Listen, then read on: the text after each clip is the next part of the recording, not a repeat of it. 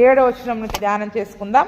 నీ దేవుడైన యెహోవా నీకు ఇచ్చిన దేశమందు నీ పురములలో ఎక్కడైనా సహోదరులలో బీదవాడు ఉండిన ఎడలా బీదవాడైన సహోదరుని కరుణింపకుండా హృదయాన్ని కఠినం చేసుకోకూడదంట. ఏంటంట?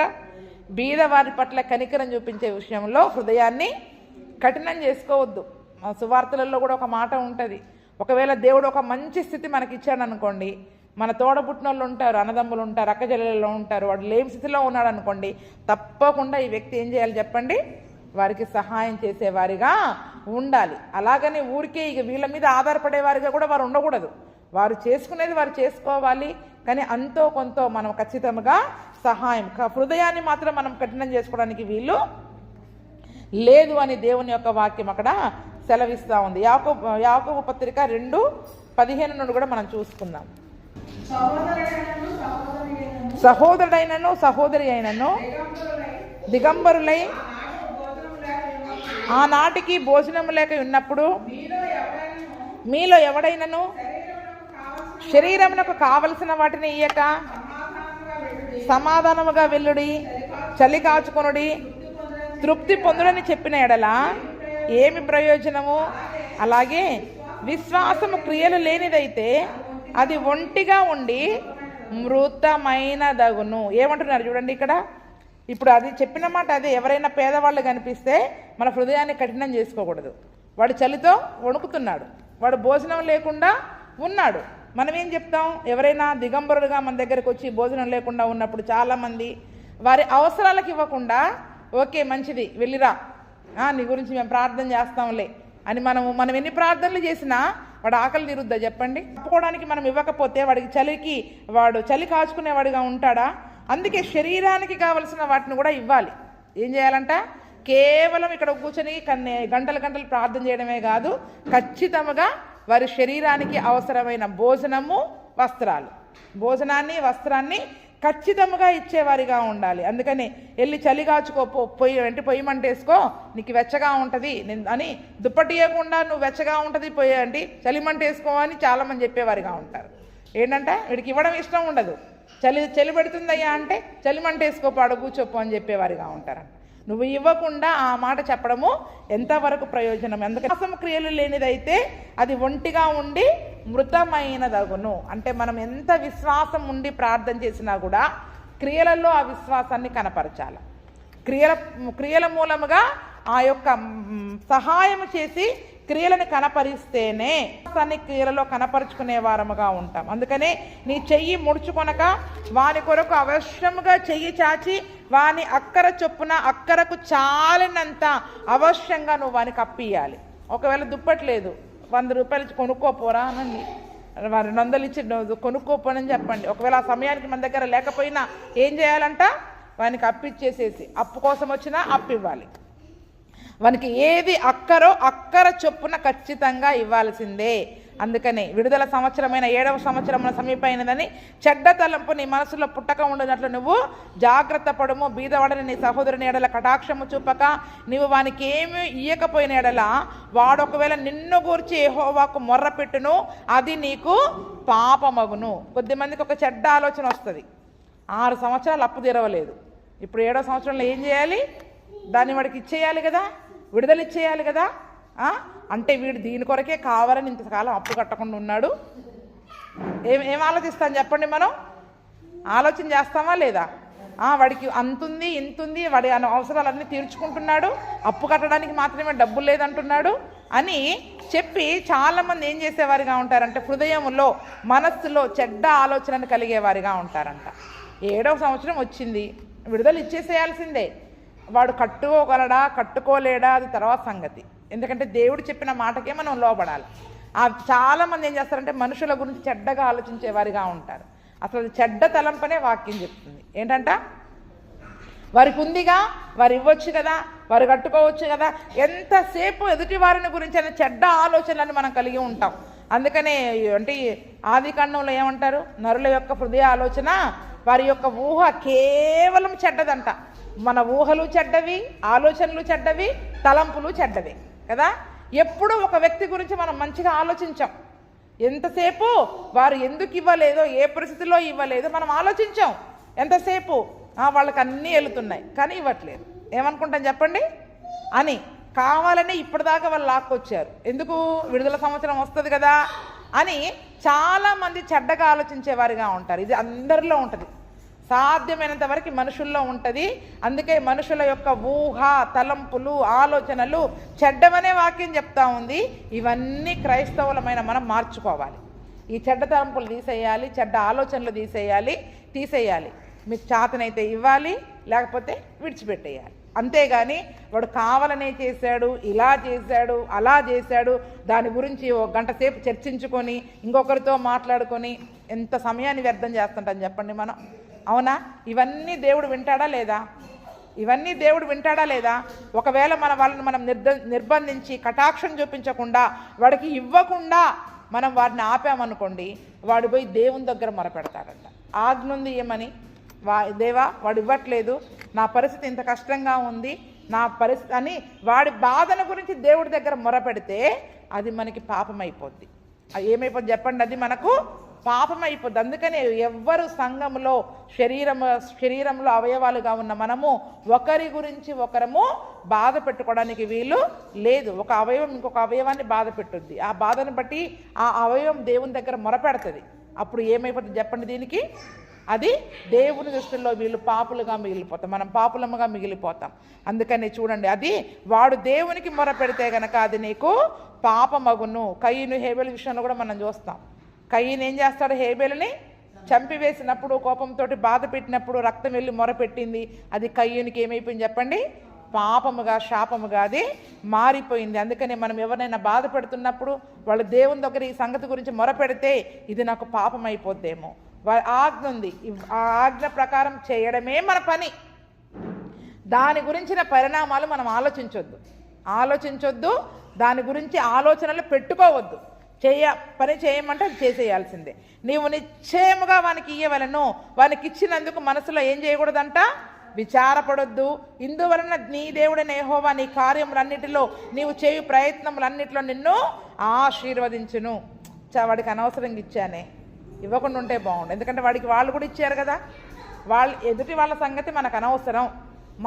మన శాయశక్తిలో మనం ఎవరికైనా సహాయం చేయాలంటే ఇచ్చేయాల్సిందే. ఇచ్చిన దాని గురించి మళ్ళీ బాధపడడానికి వీలు లేదు, విచారపడడానికి వీలు లేదు. వాడికి ఇవ్వకుండా ఉండాల్సింది అనే ఆలోచన మనకి రాకూడదు. ఒకరికి ఇచ్చేసాం అంతే, ఇంకొకరికి చేతనైతే ఇంకొకరికి ఇవ్వండి, లేదా అంటే ఇవ్వకుండా మానేయండి. కానీ ఇచ్చిన దాన్ని బట్టి కూడా మనం బాధ, విచారం అనేది పడడానికి వీలు లేదు. ఎందుకంటే మనం అంతగా ఇవ్వడం మొదలుపెట్టినట్లయితే మనం చేసే ప్రయత్నాలలో దేవుడు మనల్ని ఆశీర్వదిస్తాడంట. ఈరోజు మనం చాలా ప్రయత్నాలు చేస్తాం, ఉద్యోగ ప్రయత్నాలు, చదువు ప్రయత్నాలు, వ్యాపార ప్రయత్నాలు, మనం ఏవేవో ప్రయత్నాలు చేస్తూ ఉంటాం. మనం చేసే ప్రతి ప్రయత్నంలో దేవుని ఆశీర్వాదం మన మీద ఉండాలంటే మన గుప్పిలి ఇచ్చేదిగానే ఉండాలి, వెదజల్లి ఇచ్చేవారిగానే మనము ఉండాలని దేవుని వాక్యం చెప్తుంది. దేశంలో బీదలు దేశంలో ఉండక మానరు, అందుచేత నేను నీ దేశంలో ఉన్న నీ సహోదరులకు, దీనులకును బీదలకును అవశ్యముగా నీ చెయ్యి చాపవలదని నీకు ఆజ్ఞాపించుచున్నాను. ఇది ఆజ్ఞ. ఏంటంటే ఆజ్ఞలలో ఇదొక ఆజ్ఞ. 10 ఆజ్ఞలే మనకు తెలుసు. పొరుగువానిని ప్రేమించమనే ఆజ్ఞలో ఇవన్నీ వస్తాయి. బీదలకి నీ చెయ్యి చాపాల్సిందే, అది దేవుని యొక్క ఆజ్ఞ. లూకాసు వార్త 12:33 చదువుకుందాం. మీకు కలిగిన వాటిని అమ్మి ధర్మము చేయుడి, పాతగిలని సంచులను పరలోకమందు అక్షయమైన ధనమును సంపాదించుకొనుడి. అక్కడికి దొంగరాడు, చిమ్మెట కొట్టదు. మీ ధనం ఎక్కడ ఉండునో అక్కడనే మీ హృదయము ఉండును. ఇక్కడ ఏమంటున్నాడు చూడండి, మీకు కలిగిన వాటిని అమ్మి. ధర్మం చేసే విషయంలో ఇంకా ఏం చేయాలంట? అమ్మి కూడా ధర్మం చేయమంటున్నాడు. ఒకవేళ ఏమన్నా అవసరం లేని ఉంటాయి ఇంట్లో, పేపర్లు అమ్మి ధర్మం చేయండి. పనికిరాని వస్తువులు ఉంటాయి, పాత సామాన్లు అమ్మి ధర్మం చేయండి. చేయాలనుకుంటే ఆ రూపాయి కూడా మనమే తీసుకుంటాం. పాత సామాన్లు అమ్మి కూడా ఏం చేస్తాం చెప్పండి? ఆ రూపాయి కూడా మనమే వాడుకోవాలని చూస్తాం. చెప్పారు జక్కయ్య గురించి. అంటే కాకి కూడా ఎంగిలి చేయితో కాకిని కూడా విసర్రంట. ఎంత పిసినగొట్టుగా ఉంటారు అంటే ప్రతిదీ కూడా మీకున్న వాటిని అమ్మి ధర్మం చేయమంటున్నాడు. ఇంకా జక్కయ్య కూడా ఎప్పుడైతే నా ఆస్తిలో సగం నేను బీదలకు ఇచ్చేస్తున్నాను అన్నాడో అప్పుడు యేసు ప్రభుల వారు ఏమన్నారు? నేడు ఈ ఇంటికి రక్షణ వచ్చింది. ఇతనును అబ్రహాము కుమారుడే. ఇప్పుడు యేసు ప్రభువుకి ప్రియమైన పిల్లలముగా, కుమారులముగా ఎప్పుడు మనం మార్చబడతాం? ఎప్పుడు మన ఇంటికి నిజమైన రక్షణ వస్తుంది? జక్కయ్య ఎప్పుడైతే నా ఆస్తిలో సగము బీదలకు ఇస్తున్నాను. యేసు ప్రభు వచ్చినప్పుడు కాదు రక్షణ వచ్చింది, ఆయన ఆ మాట అన్నాక రక్షణ వచ్చింది. అంటే మన ఆస్తిలో సగము ఖచ్చితముగా బీదలకు ఇవ్వాలి. అందుకనే దశమ భాగాలు ఇవ్వడమే కాదు, ఖచ్చితముగా ఆ దశమ భాగం ఇచ్చిన తర్వాత బీదల కొరకు కూడా మన ఆస్తిలో కొంత ఏం చేయాలి చెప్పండి? ఖచ్చితంగా కొంత ఆస్తిని మనం పక్కన పెట్టుకోవాలి. అందుకని ఇక్కడ ఏమంటున్నాడు చూడండి, మీ అవసరమైతే మీ ఆస్తిని అమ్మి ధర్మం చేయండి, పాతగిలని సంచులను పరలోకమందు అక్షయమైన ధనమును సంపాదించుకొనండి. అక్కడికి దొంగరాడు చిమ్మెట కొట్టదు. ఇక్కడ మనం ఎంత సంపాదించుకున్నా భయమే ఉంటుంది, ఎంత బంగారం సంపాదించుకున్నా భయమే ఉంటుంది. కానీ మనం ఈ పనులు చేయడం ద్వారా, బీదలను కటాక్షించడం ద్వారా, మనకున్నవి అమ్మి ధర్మం చేయడం ద్వారా పరలోకంలో ధనాన్ని సంపాదించుకుంటున్నాం. ఎక్కడ సంపాదించుకుంటున్నాం? మనకి ఎంతసేపు ఇక్కడ బ్యాంక్ బ్యాలెన్స్ ఎంత ఉందో చూసుకుంటాం, కానీ పరలోకంలో మనం ఎంత సంపాదించుకుంటున్నాం అనేది చాలా ముఖ్యమైనది. అక్కడ ధనవంతులముగా మార్చబడాలి మనం. ఎక్కడండి చెప్పండి? పరలోకంలో ఎంత సహాయం చేస్తారు. అందుకని కొద్దిమంది పరిచర్యలు ఉంటాయి, ఎంతసేపు పేదవాళ్ళకి అనాథాశ్రమాలు కట్టేసి పేదవాళ్ళని అనాథలని ఆదరించడము, వాళ్ళకి సహాయం చేయడము, వీల్ చైర్స్ ఇవ్వడము, ఇక అదే పరిచర్య వాళ్ళకి. చాలామంది ఏం చేస్తారు చెప్పండి? అదే పరిచర్య చేస్తూ ఉంటారు, వాక్యం తక్కువ సహాయం చేసుకుంటూ వెళ్ళిపోతారు. ఎందుకంటే వారికి ఆస్తి ఉంది, వారి ఆస్తిని బట్టి వాళ్ళు ఏం చేస్తూ ఉన్నారు? సహాయం చేసుకునే వారిగా ఉంటుంది. మనం దశమ భాగం 10% దేవునికి ఇస్తాం, ఒక 5% అన్న పేదల కొరకని నెలలో పక్కన పెట్టుకోవాలి. నెలకు ఒకరికి చేయండి చాలు. ఎంతో కొంత ధనాన్ని ఒకరికి ఏంటి భోజనం పెట్టడము, లేదా లేని వారికి వస్త్రాలు ఇవ్వడము మరి మనం చేసేవారిగా ఉండాలి. ఎందుకంటే మన ప్రయత్నాలను దేవుడు ఏం చేస్తాడంట? ఆశీర్వదిస్తాడు. అంతేకాకుండా పరలోకంలో అక్షయమైన ధనాన్ని మరి మనము సంపాదించుకునే వారముగా ఉంటాం. ఖచ్చితంగా బీదలకి నీ చెయ్యి చాపాలి. మనం పరిశుద్ధ గ్రంథంలో ఒక పేద విధవరాలను చూస్తాం, అవునా? ఏలియా ఆమె ఇంటికి వచ్చి కొంచెమే ఉంది ఆమె దగ్గర, అయినా ఒక దైవజనుడు ఆమె ఇంటికి వచ్చి, అమ్మ నాకు అందులో ఉన్న 2 అప్పాలలో నాకు ఒక అప్పమి అంటే ఆమె తన చెయ్యి చాపి ఇచ్చేసింది, దైవజనునికి ఇచ్చేసింది కదండి. దైవజనునికి ఎప్పుడైతే ఇచ్చిందో ఆమె ఇంటిలో సమృద్ధి వచ్చింది. తొట్టిలో పిండి, బుడ్డిలో నూనె సమృద్ధిగా వచ్చింది. ఈరోజు మనం ఏం చెప్తాం చెప్పండి? సులువుగా చెప్తాం, మాకే లేదు, మేము ఇంకొకరికి ఏం పెట్టాలి. అసలు ఆ మాట మనం అనడానికి లేదు. ఎందుకంటే విధవరాలు 2 కాసులు వేసేసింది, ఉన్నదంతా దేవునికి ఇచ్చేసింది ఆమె. కాబట్టి మన దగ్గర ఎంత ఉందో అంతను బట్టైనా కూడా ఖచ్చితంగా మనం ఒకరికైనా కూడా సహాయం చేసేవారిగా ఉండాలి. నీ సహోదరులలో హెబ్రీయుడే కానీ హెబ్రీరాలే కానీ అమ్మబడి 6 సంవత్సరంలో నీకు దాస్యము చేసిన ఎడల 7వ సంవత్సరమున వాని విడిపించి నీ యొద్ద నుండి పంపివేయవలను. అయితే వాని విడిపించి నీ యొద్ద నుండి పంపివేసేటప్పుడు వట్టి చేతులతో వారిని పంపడానికి వీలు లేదు. నీవు ఐగుప్తు దేశంలో దాసులవై ఉన్నప్పుడు నీ దేవుడిని యెహోవా నిన్ను విమోచించునని జ్ఞాపకం చేసుకొని నీ మందలోను, నీ కళ్ళములోను, నీ ద్రాక్ష గానుగలోను కొంత అవశ్యంగా వానికి ఇయ్యవలను. నీ దేవుడిని యెహోవా నిన్ను ఆశీర్వదించి నీకు అనుగ్రహించిన దానిలో కొంత వానికి ఇయ్యవలను. ఆ హేతువు చేత నేను ఈ సంగతి నేడు నీకు ఆజ్ఞాపించి ఉన్నాను. చూడండి, ఎవరైనా హెబ్రీలలో కూడా అమ్మబడి దాస్యత్వం చేసేవారిగా ఉంటారు. ఈ 7వ సంవత్సరంలో వాడికి ఏమవ్వాలి చెప్పండి? ఆ రోజుల్లో దాసులని అమ్మేవాళ్ళు, బానిసలనుగా అమ్మేవాళ్ళు. కాబట్టి ఒకవేళ హెబ్రీలలో ఇజ్రాయేలు ప్రజలలో ఎవరైనా బానిసలుగా అమ్మబడ్డప్పుడు 6 సంవత్సరాలు వీడికి పనిచేశాడు. 7వ సంవత్సరం ఏమవ్వాలి? విడుదల సంవత్సరం. వాడికి విడుదల ఇచ్చేయాలి. వాడికి నీవు నచ్చిన చోటికి వెళ్ళిపోరా, ఇంతకాలం నా దగ్గర పని చేసావు కదా, 7వ సంవత్సరం విడుదల సంవత్సరం. పంటకి, పని వాళ్ళకి, బీదలకి, అందరికీ అప్పించిన వాడికి అందరికీ కూడా విడుదల సంవత్సరం. కాబట్టి నువ్వు నీకు నచ్చిన చోటికి వెళ్ళిపో అని వాడిని పంపించేయాలి. అయితే పంపించేటప్పుడు ఏం చేయాలి? ఒట్టి చేతులతో పంపకూడదు. ఒట్టి చేతులతో పంపడానికి వీలు లేదు. ఎందుకంటే 6 సంవత్సరాలు వాడిని కష్టపడి పని చేశాడు. కాబట్టి ఖచ్చితంగా వాడిని ఏం చేయాలి చెప్పండి? మందలో కానీ, కళ్ళెములో కానీ, ద్రాక్ష గానుగలో కానీ నీకున్న ప్రతి దాంట్లో కొంత కొంత తీసి వాడికి ఇవ్వండి. కొంత కొంత తీసి వాడికి ఇంకో పని వాడు చూసుకునేదాకా వాడికి కావలసిన కొంత అవసరాలని వాడికి ఇచ్చి పంపించాలి. ఎందుకంటే దేవుడు మనల్ని ఎంతగా ఆశీర్వదించాడు, వాని వలన మనం ఎంతగా ఆశీర్వదించబడ్డాం. వాడు పని చేయకపోతే మనం పని చేసుకునేవాడిమా? చెప్పండి. వాడి వల్ల మనం ఎంతో కొంత ఆశీర్వదించబడ్డాం కదా.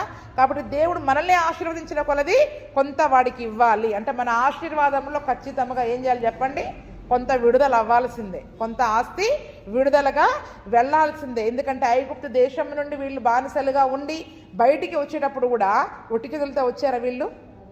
వారికి ఉన్న వెండి బంగారాలు ఆస్తిని దోచుకొని వచ్చారు.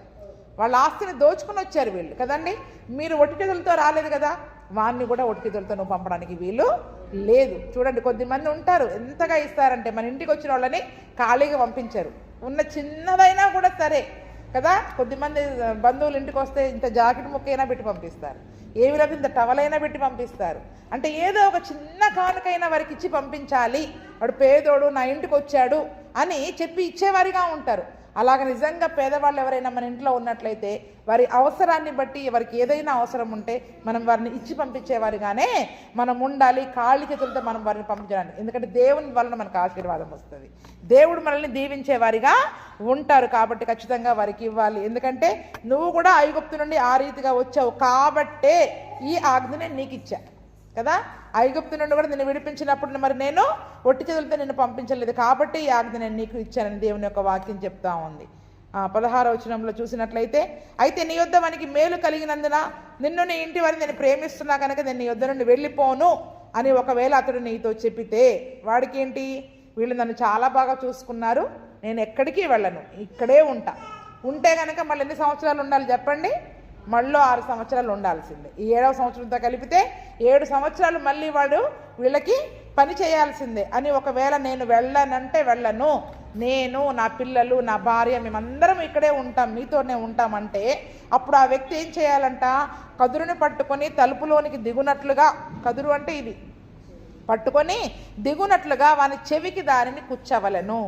దానిని కూర్చినప్పుడు అతడు తర్వాత నిత్యము నీకు దాసుడై ఉండెను, అలాగునే నీవు నీ దాసికిని చేయవలను అని. స్వతంత్రంగా పోనిచుట కష్టమని నువ్వు అనుకోకూడదు. కొద్దిమంది ఏమనుకుంటారంట, అబ్బాయి వీడు వెళ్ళిపోతే నాకు ఎలాగా, వీడిని ఎలాగైనా పంపించకూడదు. కొద్దిమంది పని మానిపించడం ఇష్టం ఉండదు, ఎలాగైనా పని చేయించుకోవాలని అనుకుంటారు. కానీ 7వ సంవత్సరంలో ఖచ్చితంగా వాడిని విడిచిపెట్టాలి. వాడికి ఇష్టమై ఉంటే నువ్వేం చేయాలి, కదురుతోటి ఆ తలుపులోకి దానిని కూర్చి వీడు నిరంతరం నాకు బానిస అనే దానికి సూచనగా, వాడు ఇష్టపూర్వకంగా ఉంటున్నాడు అనడానికి సూచనగా తన్ను తాను అప్పగించుకుంటున్నాడు. తన యజమానికి ఏం చేసుకుంటున్నాడు చెప్పండి, తన్ను తాను తన యజమానికి అప్పగించుకోవడానికి సూచనగా ఇక్కడ మరి చెవికి దానిని కూర్చాలి. అప్పట్లో ఉండేవాళ్ళు చెవికి అది ఉంటే వాడు బానిస అని గుర్తు అనమాట, వీడు పలానోడికి బానిసగా ఉండేవాడు. కానీ చాలామందికి ఒక చెడ్డ ఆలోచన వస్తుందంట, వీడిని ఎలాగైనా పంపించకూడదు, 7వ సంవత్సరం విడుదల వచ్చింది, వీడు వెళ్ళిపోతే నాకు ఎలాగా అనే ఆలోచనతోటి ఏవేవో ప్రయత్నాలు చేస్తూ ఉంటాం కదా. కానీ అటువంటి ఆలోచనే రావడానికి వీలు ఏలైనగా వాడు 6 సంవత్సరాలు నీకు దాస్యము చేసినందున జీతగానికి రావాల్సిన 2 జీతముల లాభము నీకు కలిగెను.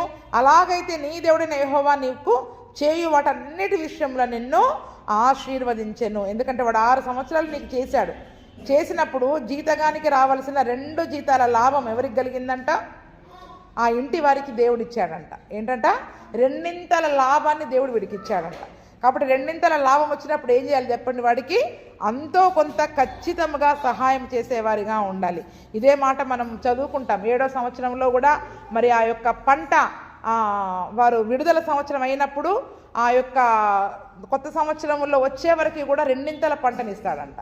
అదే లేవీకాండంలోనే ఉంటుంది. మనం చదువుకున్న లేవీకాండం 25వ అధ్యాయము 21వ వచనం, నేను 6వ ఏట నా దీవెన మీకు కలుగునట్లు ఆజ్ఞాపించదను, అది 3 ఏళ్ల పంటని మీకు కలుగ చేయును.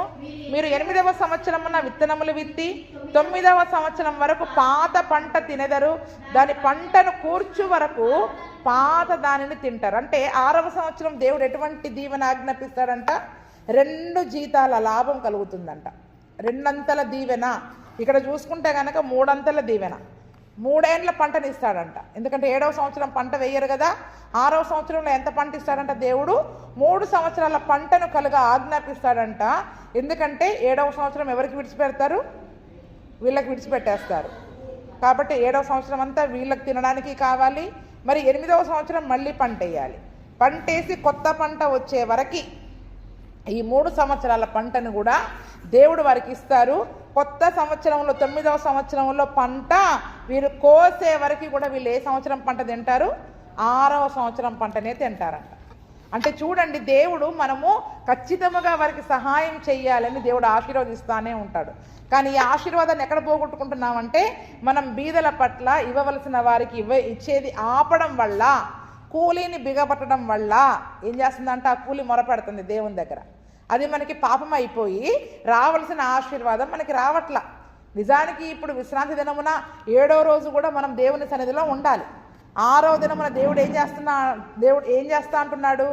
ఈరోజు కావలసింది సోమవారం రావాల్సింది కూడా దేవుడు 6వ రోజే మనకి జీతాన్ని ఇచ్చేస్తాడు దేవుడు. కానీ ఎందుకు పొందుకోలేకపోతున్నాం చెప్పండి? ఇప్పుడు మనం ఇవ్వవలసిన వారికి ఇవ్వకుండా వారి కూలిని మనం బిగబెడుతున్నాం కాబట్టి, బిగబట్టిన వారి యొక్క కూలి అంటే దేవుని దగ్గర పోయి మొరపెడతా ఉందంట. దేవుని దగ్గర పోయి మొరపెట్టినప్పుడు అది మనకి పాపం అవుతుంది. ఇక్కడ మన పైన చదువుకున్నాం కదా, ఒకవేళ వాడిని మనం విడుదల చేయకుండా వాడిని నిర్బంధించినట్లయితే, కటాక్షం చూపించకుండా ఉన్నట్లయితే వాడు నిన్ను గురించి దేవుని దగ్గర మొరపెడతాడు. అది నీకు పాపం అవుతుందని 9వ వచనంలో చదువుకున్నాం. అలాగే ఈ దినమున కూడా మరి మనము చాలా విషయాలలో చెయ్యవలసిన ఆజ్ఞలను చేయకపోవడం వల్ల, అది దేవుని దగ్గర మొరపెట్టడం వల్ల అది మనకి పాపం అయిపోయి ఆ యొక్క దీవెనను మనం పొందుకోలేకపోతున్నాం. ఆ దీవెనని మరి మనము పొందుకోలేకుండా, మరి మనము ఆ యొక్క ఆశీర్వాదాన్ని పొందుకోలేకుండా ఉంటున్నాం. కానీ దేవుడు ఆజ్ఞిస్తున్నాడు, నేను 2 జీతాలు నీకు ఇస్తాను. ఒకవేళ 7వ సంవత్సరం వాడిని విడిచిపెట్టావు కదా, మరి వాడికి ఇవ్వవలసింది ఎలాగా, మరి కొత్తవాడు వస్తే వాడికి ఎలాగా అని మనం అనుకోవచ్చు. కానీ దేవుడు ఏమంటున్నాడు, నేను జీతగానికి రావాల్సిన 2 జీతాల లాభం నీకు ఇస్తాను. కాబట్టి నువ్వు వాడిని ఉట్టి చేతులతో పంపడానికి వీలు లేదు. వాడిని ఖచ్చితంగా కటాక్షించి వాడికి సమృద్ధిగా ఇచ్చి పంపించాలి. నీ గోవులలోనేమి గొర్రె మేకలలోనేమి తొలిచూలు ప్రతి మొగదానిని నీ దేవుడిని యెహోవాకు నీవు ప్రతిష్ఠించాలి. అంటే గొర్రె మేకలలో కూడా తొలిచూలుని ఏం చేయాలి చెప్పండి? దేవునికి ప్రతిష్ఠించాలి. కోడలలో తొలిచూలు దానితో పని చేయకూడదు. అంటే ప్రథమ ఫలము వాటిని పని కొరకు ఉపయోగించుకోవడానికి వీలు లేదు. దేవుని కొరకే వాటిని ప్రత్యేకించాలి. కాబట్టి తొలిచూలు యొక్క బొచ్చును కూడా కత్తిరించడానికి వీలు లేదు. గొర్రె మేకల తొలిచూలు, ఏదైనా తొలిచూలు ప్రథమ ఫలం ఎవరిది? దేవుడిదే. కాబట్టి దాన్ని పని కొరకు వాడడానికి వీలు లేదు. దాన్ని గొర్రె బొచ్చు కత్తిరించడానికి కూడా వీలు లేదు. అది దేవుని కొరకు ప్రతిష్ఠించబడిందిగా ఉంచాలి. యెహోవా ఏర్పరచుకున్న స్థలమున నీవును నీ ఇంటి వారును నీ దేవుడైన యెహోవా సన్నిధిని ప్రతి సంవత్సరము దానిని ఏం చేయాలి? మీరు తినాలి. దానిలో లోపము అనగా కుంటితనమైనను గుడ్డితనమైనను లోపమైంది ఏదైనా ఉంటే దేవుని సన్నిధికి దాన్ని తీసుకుని వెళ్ళడానికి వీలు లేదు, అర్పించడానికి వీలు లేదు. జింకను దుప్పిని తినున్నట్లు నీ పురములలో పవిత్ర అపవిత్రములను దానిని తినవచ్చును. వాటి రక్తమును మాత్రం నువ్వు తినకూడదు. నీళ్ల వల్లే భూమి మీద దాన్ని నువ్వేం చేయాలి? పారబోసేయాలి కదండి. ఖచ్చితంగా తొలిచూలు వాటిని దేవుని సన్నిధిలో దేవునికి ప్రతిష్ఠించాలి. అక్కడనే దేవుని సన్నిధిలో దానిని భోజనం చేయాలి. ఒకవేళ దూరంగా ఉంటే ఏమనుకున్నారు? ఇంటిలో మీరు భోజనం చేసుకోండి, కానీ పవిత్ర అపవిత్రములు కాకుండా తినవచ్చు. అంటే అపవిత్రమైన జంతువులను తినమని కాదు. ఈ లోపము గలవి దేవుని మందిరానికి వెళ్ళేటప్పుడు తీసుకెళ్ళకూడదు. కానీ నువ్వు ఇంట్లో తినేటప్పుడు అది కుంటిదైనా గుడ్డిదైనా ఏదైనా తిను. కానీ దేవుని సన్నిధికి వెళ్ళి అక్కడ భోజనం చేసేటప్పుడు మాత్రము అటువంటి వాటిని అక్కడ తీసుకుని వెళ్ళడానికి వీలు లేదు. ఎందుకంటే మలాకీ గ్రంథంలో కూడా మీకు చదివిపించా, కుంటివి గుడ్డివి ఆ దినమున దేవునికి సమర్పించి దేవుని దగ్గర నుండి రావాల్సిన దీవెనలు పొందుకుంటా ఉంటారు కదా. పోగొట్టుకుంటా ఉన్నాం ఈ దినమున. దేవునికి ఇచ్చేటప్పుడు ఏదైనా కూడా శ్రేష్టమైనదే ఇవ్వాలి, మంచిదే మనము ఇచ్చేవారిగా ఉండాలి. కాబట్టి దేవునికి ఇవ్వవలసిన విధముగా మనం ఇవ్వకుండా దీవెనలు పోగొట్టుకుంటున్నాం.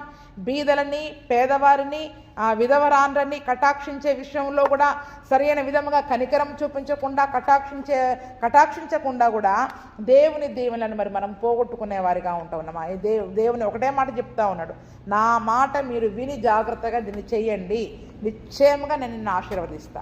నువ్వు అప్పిచ్చేవాడిగా ఉంటావు, జనములను ఏలేవాడిగా ఉంటావు, నువ్వు అప్పు తీసుకునేవాడిగా ఉండవు. అందుకనే ముఖ్యముగా క్రైస్తవులకి ఈ దాతృత్వము, ఈ యొక్క పేదవారిని పట్ల కనికరించడము అనేది ఒక కృపావరం లాంటిదంట.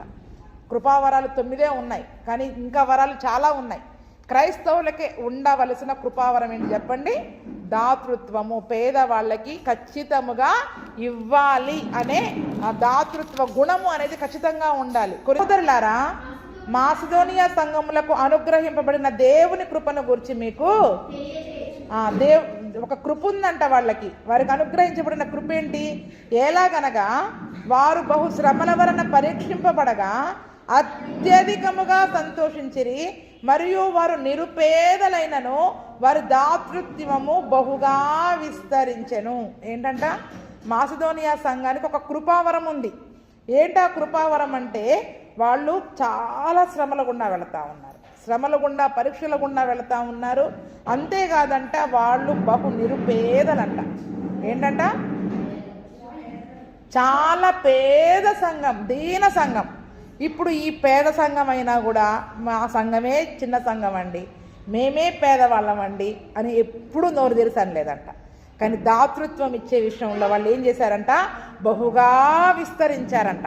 చూడండి, పెద్ద పెద్ద సంఘాలకి, బాగా డబ్బు వచ్చే సంఘాలు విచ్చలవిడిగా ఏమంటారు, దాతృత్వం, సేవా గుణాలు కలిగి ఉండడం గొప్ప కాదు. మనం ఎంత చిన్న సంఘమైనా, ఎంత పేద సంఘమైనా, అక్కడ ఉన్న వాళ్ళు ఎంత పేదవాళ్ళైనా సరే వాళ్ళకి ఇచ్చే గుణం ఎక్కువగా ఉండాలి.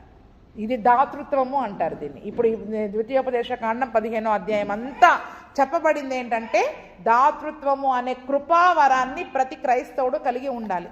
ఆ దినమున ఇజ్రాయేలులకు దేవుడు ఆజ్ఞించాడు, ఖచ్చితంగా మీరు అటువంటి కనికరమును కలిగి ఉండాలి, కటాక్షాన్ని కలిగి ఉండాలి, పేదల పట్ల, విధవరాళ్ళ పట్ల విడుదల చేయాలి వాళ్ళని ఏదో ఒక సంవత్సరంలో. అదే ఇప్పుడు నేటి సంఘానికి, క్రొత్త నిబంధన సంఘానికి దేవుడు చెప్తున్న ఆజ్ఞ ఏంటంటే మాసిదోనియా సంఘానికి దేవుని కృప అంటే ఏంటి చెప్పండి? మనం ఎంతసేపు ఏమనుకుంటాం? మనం క్షేమంగా ఉండడమే దేవుని కృప అనుకుంటాం. కానీ ఆ కృపావరం ఏంటంటే వాళ్ళు ఎంత పేదవాళ్ళు, వాళ్ళు చినిగిన బట్టలన్నీ వేసుకుంటారంట, కానీ ఇంకొకరికి మాత్రం ఇంకొక బట్ట పెడతారంట. అంటే మాకు వాళ్ళు కొనుక్కోకున్నా కూడా ఇంకొకరికి మాత్రము ఇచ్చేవారిగా ఉంటారంట. ఎంత పేద సంఘమైనా కూడా నిరుపేదలంట, మామూలు పేదలని చెప్పట్లే అక్కడ. ఏంటంట? నిరుపేదలు. అంటే మనం నిరుపేద స్థితిలో ఉన్నామా ఇప్పుడు? అంటే మాసిదోనియా సంఘానికి దేవుడు అంత గొప్ప కృపిచ్చాడంట. వారు నిరుపేదలైనా కూడా దాతృత్వం విషయంలో బహుగా విస్తరించారు. చాలామంది అనుకుంటారు వాళ్ళకి అంత ఉంది కాబట్టి వాళ్ళు ఇస్తున్నారు, నాకు లేదు కాబట్టి నేను ఇవ్వటం లేదు. చూడండి, ఇక్కడ నిరుపేదగా ఉండి కూడా కనికరించడము, కటాక్షము చూపించడము దేవుని దృష్టిలో గొప్ప కృపావరం. దేవుడు మనకి ఇచ్చిన గొప్ప కృపావరం ఏంటంటే నాకు లేదు అనకుండా మనం ఎంత లేని స్థితిలో ఉన్నా అవసరతలో ఉన్న వారికి సహాయం, మనం చేయవలసిన సహాయం చేసేవారికి ఖచ్చితముగా దాతృత్వాన్ని మనం ఇవ్వాలి. బీదలని, పరదేశులని, అడుక్కునే వారికి, అటువంటి వారికి మనం సహాయం చేసేవారిగా ఉండాలి. వాళ్ళంట బహుగా అసలు ఆ రెండు పదాలు కూడా నాకు ఆశ్చర్యం అనిపిస్తున్నాయి. పేద స్థితిలోనేమో నిరుపేదలు, దాతృత్వంలో కూడా మామూలుగా విస్తరించారని చెప్పట్లే, బహుగా విస్తరించారు.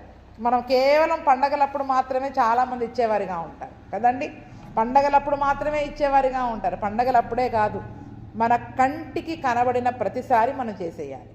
కంటికి కనబడిన ప్రతిసారి. కొన్నిసార్లు మన కంటికే కనబడరు, మన ఇంటి ముందుకే రారు. మనం ఏం చేస్తాం? సంవత్సరం అంతా చెయ్యం. అప్పుడు మన మనసులో బాధ రావాలి, ఈ సంవత్సరం నేను ఎవ్వరికీ చేయలేకపోయాను అని. కనీసం ఇంకొక మాట కూడా ఉంది, సంఘంలో ఉన్న పేదవాళ్ళని కూడా మనం చూసుకోవాలి. కాబట్టి సంఘానికి ఇచ్చేయాలి. ఏం చేయాలి? అయ్యగారు, సంఘంలో ఎవరైనా పేదవాళ్ళు ఉంటే వాళ్ళకి ఇచ్చేయండి. ఈ సంవత్సరం నేను బయట ఎక్కడ ఎవరికి ఇవ్వలేకపోయా, నా ఇంటికి ఎవరు రాలేదు, అన్నం పెట్టలేకపోయా, బట్టలు ఇవ్వలేకపోయా, కాబట్టి ఎవరికైనా పేదవారికి ఏదైనా కొనివ్వండి అని, బట్టలన్నా కొనివ్వాలి, లేదా కనీసం డబ్బులన్నా ఇచ్చి ఎవరికైనా పేదవారికి ఇవ్వండి అని చెప్పితే సంఘంలో పేదవాళ్ళు, ఊర్లో కూడా పేదవాళ్ళు ఉంటారు కదండి.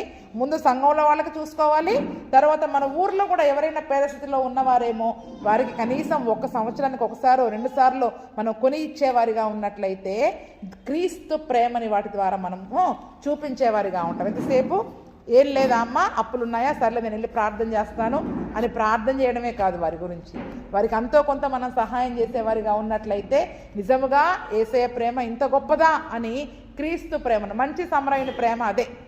చూసి చూడనట్లుగా వెళ్ళిపోకూడదు. ఏం చెప్పండి? వాళ్ళ అవసరతలో ఉన్న వారికి, సహాయంలో ఉన్న వారికి చూసి చూడనట్లుగా మనం వెళ్ళిపోయేవారిగా ఉండకుండా. చాలామంది ఉంటారు ఊర్లో, మన సంఘంలో ఇచ్చుకుంటున్నాం, అలాగే ఊర్లో వాళ్ళకు కూడా మన సంఘం తరపున ఇచ్చామనుకోండి, మాసిదోనియా సంఘానికి ఏ కృప ఉందో మనకు కూడా కృప వస్తుంది కదా.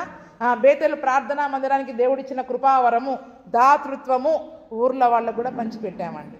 అవసరమైతే ఊర్లో వాళ్ళ పేర్లు ఎవరైనా ఉంటే ఇవ్వండి, ఇంకా కొనిద్దాం మనం. ఇంకా కొని ఇస్తే పలాని సంఘం వాళ్ళు దేవుని ప్రేమను బట్టి మాకు సహాయం చేశారు అని వాళ్ళు జ్ఞాపకం చేసుకుంటారు, అని వాళ్ళు జ్ఞాపకం చేసుకొని దేవుని ప్రేమను బట్టి సంతోషించేవారిగా ఉంటారు. ఎంతసేపు పండగలు వస్తే మనది మనమే భోజనం చేయడం కాదు, మనది మనమే మంచి బట్టలు కట్టుకోవడం కాదు, ఖచ్చితంగా లేని వారిని మనం జ్ఞాపకం చేసుకోవాలి. మన ఊరిలో మొదట సంఘములో, తర్వాత మన ఊరిలో, తర్వాత మన సహోదరులలో, మన ఇంట పుట్టిన వారిలో, మన తోడ పుట్టిన వారిలో ఎవరైనా అటువంటి స్థితిలో ఉన్న వాళ్ళైతే కనీసం ఒక్కరికైనా ఈ సంవత్సరం చేయనట్లయితే ఇంకా సమయం ఉంది. మరి మనం చేసి అటువంటి గొప్ప కృపావరమును కలిగిన సంఘము అని మాసిదోనియా సంఘము గురించి ఏ మాట అయితే చెప్పబడిందో ఆ పేరు మంచి సాక్ష్యాన్ని మనం కూడా కలిగే వారముగా ఉండాలి. మంచి సాక్ష్యాన్ని మరి మనము కూడా కలిగే వారముగా ఉండాలి. మేము చిన్నప్పటి నుండి నేర్చుకున్నది అదే కాబట్టి నన్ను బట్టి కూడా అయ్యగారు చాలా సహాయం చేసేవారిగా ఉంటారు. సంఘమే మేమే కాదు, సంఘంలో ప్రతి ఒక్కరికి సహాయం చేసేవారిగా గుప్పిలు విప్పితే మనకి లేమి అనేది కలగదంట. ఏం కలగదంట? లేమి అనేది మనకి కలగదు. దేవుడు ఖచ్చితంగా ఆశీర్వదిస్తాడు. అప్పు తీసుకునేవారిగా కాదు, అప్పిచ్చేవారిగా నిలబెడతాడు. మనల్ని ఒకరి ఏలుబడి కింద మనం ఉండేవారం కాదు, ఒకరిని ఏలేవారినిగా దేవుడు మనల్ని నిలబెడతాడు. కాబట్టి దాతృత్వము అనే కృపావరమును మనందరము కూడా, మన సంఘంలోని వారందరూ కూడా కలిగి ఉండే కృపను ప్రభువైన యేసుక్రీస్తు మనకు దయచేయునుగాక. ఆమేన్.